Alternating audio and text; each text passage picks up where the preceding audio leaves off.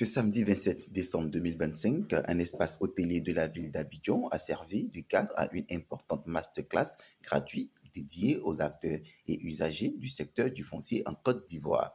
Cette rencontre d'envergure, placée sous les signes de l'information et de la prévention, a été organisée par l'entreprise ADSAM, dirigée par son fondateur Herman Nyagbe. C'est une initiative que nous avons portée dans le but de pouvoir donner tout ce qui est information et enseignement qui concerne le foncier au grand public. Mais pour ne pas finir l'année comme ça, on a décidé de lancer cette masterclass gratuite à l'initiative de Foncier pour tous afin de pouvoir partager certaines informations et aussi partager certaines expériences dans le domaine du foncier. Initiée dans un contexte marqué par de nombreux litiges fonciers, cette masterclass avait pour objectif principal de sensibiliser le public aux bonnes pratiques et aux démarches légales nécessaires pour une acquisition sécurisée de terrain en Côte d'Ivoire. Professionnels du foncier, investisseurs, particuliers et porteurs de projets ont répondu massivement à cet appel, témoignant de l'intérêt croissant pour les questions foncières. L'écrivain Alou Boigny Nobel, spécialiste reconnu du droit foncier et immobilier,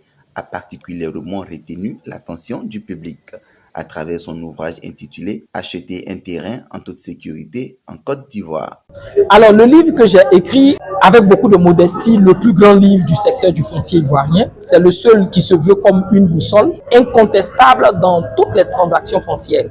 C'est ce livre qui vous permet de comprendre de A à Z la chaîne foncière, qui met en lumière des documents que tous les citoyens retrouvent dans le foncier. Ce livre vous permettra d'avoir une visibilité claire du foncier, de l'immobilier, mais mieux, de pouvoir investir en toute sécurité. En initiant cette masterclass gratuite, l'entreprise ADSAM confirme sa volonté de contribuer à l'assainissement du secteur foncier en Côte d'Ivoire en mettant l'information et la formation au cœur de sa stratégie. Une initiative saluée par les participants qui ont exprimé le souhait de voir ce type de rencontres se multiplier à travers le pays.